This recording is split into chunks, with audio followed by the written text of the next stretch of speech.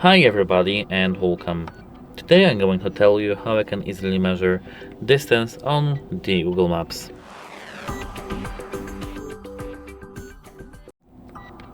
So, at first we have to zoom in and place a pin somewhere from where we want to start measuring the distance.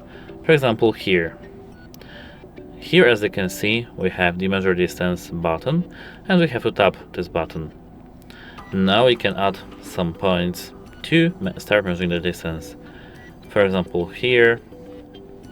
Now add point. And now we are going here. For example, on this street, add point.